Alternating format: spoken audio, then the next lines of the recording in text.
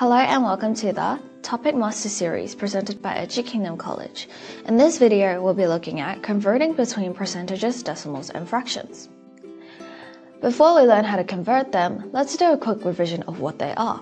A fraction is a part of a number. As a numerator and a denominator, numerator is the number of parts we have, whereas denominator is the total number of parts.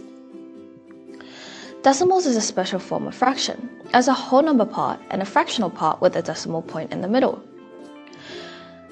Lastly, we have percentages.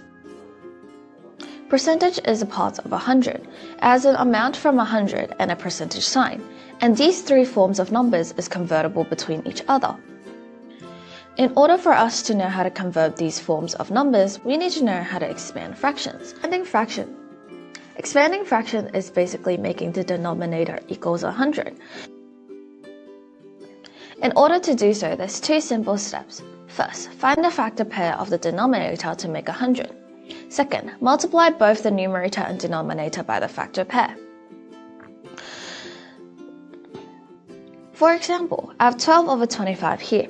I know that 100 divided by 25 gives me 4, and 25 times 4 gives me 100. In other words, the factor pair of 25 is going to be 4 in order to make 100. Now I just need to times the factor pair, the 4, by the numerator and the denominator. So I have 12 times 4, which gives me 48, and I have 25 times 4, which gives me 100. Let's have a look at converting fractions to decimals. There's two methods to do so. The first one is expand the fractions to make the denominator 100, whereas the second method is a long division. The first method of making the denominator 100 only works if the denominator has a factor pair for 100. For example, I have 3/4. I can expand 3/4 to make 75 over 100 by timesing both the numerator and the denominator by the factor pair of 4 to make 100, which is 25. So 25 times 3 gives me 75, and then 25 times 4 gives me 100. We would have learned before that numbers being divided by 100 or tens, you just have to move the decimal place by how many zeros there are. Here in 100, we have 2 zeros. In other words, I need to move the decimal points 2 steps forward. In other words, this will give me an answer that 3/4 gives me 0. The second method is long division, which works for all kinds of fractions. For example, I have 1 over 8 here. 8 does not have a factor pair to make 100, so the first method would not work. Now, I'm going to make 1 over 8 to be 1 divided by 8. In the past division questions that we have worked with before, we have always known that the first number, the number that's being divided by, is always bigger than the second number of the equation, which is the number that's being dividing. Firstly, we know that 1 is the same as 1.0, 1.00, and 1.000 and onwards. In other words, if I add a decimal point after a whole number, I can add infinite amount of zeros and it still be the same value as just 1. With this idea, I'm going to put this into a long division. I'm going to have 1.00 being divided by 8. Now, with this decimal point, how am I going to do this long division? Let's have a look. I know that 8 can't go into 1 at all. So it's just going to be 0 first. And now I've moved on to the second place. The second place is actually a decimal point. When dividing numbers with decimals, the decimal place has to always line up. So therefore, I'm going to put a dot there as well. Now I have 1.0. I'm going to use the 1.0 at the same as 10. So I know that 8 go into 10 once and give me a remainder 2. And now I'm going to pull the 0 down. Now that I have 20 divided by 8, 20 goes into 8 2 times, giving me 16 with a remainder of 4. I'm going to keep adding zeros to the 1 until I can work out all of the numbers with no remainder. So now I have 4 remainder, pulling down the 0. I know that 8 goes into 45 times, so it's going to give me 5. Now all the numbers are worked out with no remainders, so I don't need to keep adding zeros. Now this gives us an answer that 1 over 8 is the same as 0.125. Now what do we do when we work backwards from decimals to fractions? There are 3 simple steps to do so. First, put the decimals as a fraction over 1. Second, expand the fractions to make the numerators a whole number. Lastly, just simplify the fraction. What does that mean? So I have a random fraction, 0.862. What I'm going to do is I'm going to put 0.862 over 1. One rule you should always remember that there should never be decimals in fraction. You have to always expand it.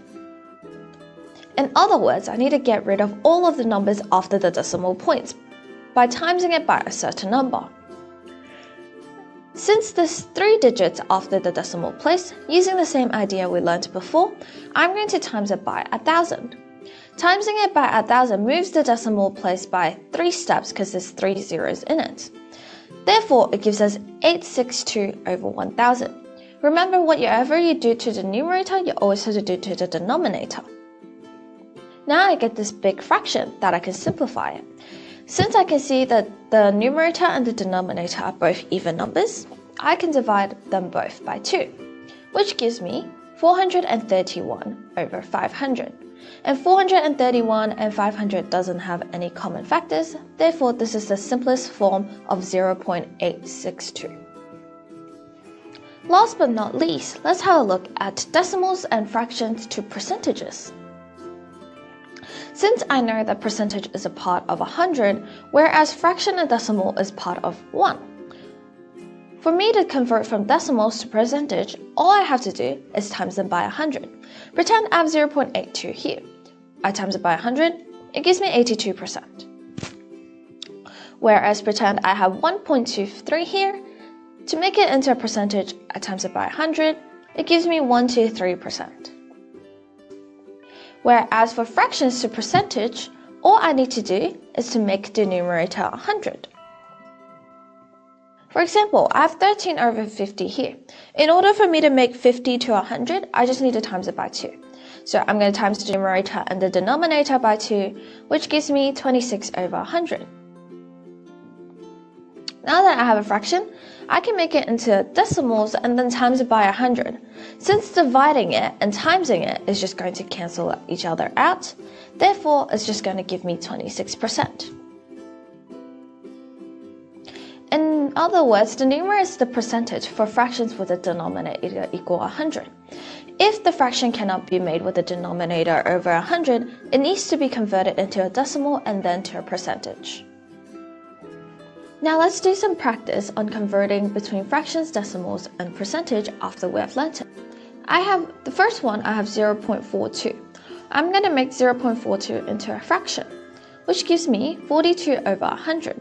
Now that I get 42 over 100, since they're both even numbers, I can divide both of them by 2, which gives me 21 over 50.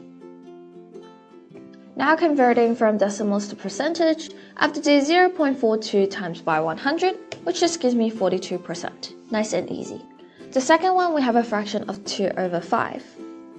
I know that 5 has a factor pair with 100 of 20, so I times the denominator and the numerator by 20, which gives me 40 over 100. Using that idea of moving decimal places, 40 over 100 would give me 0.40. Now using this decimal, I can times it by 100, which gives me 40%.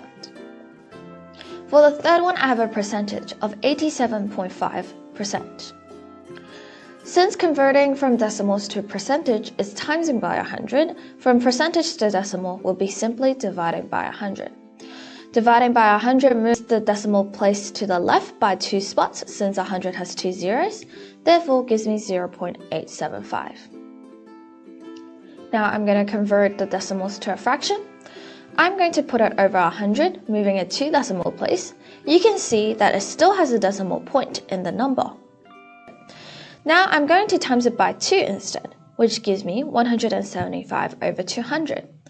Now, these two numbers are both a whole number, so I can get to simplifying.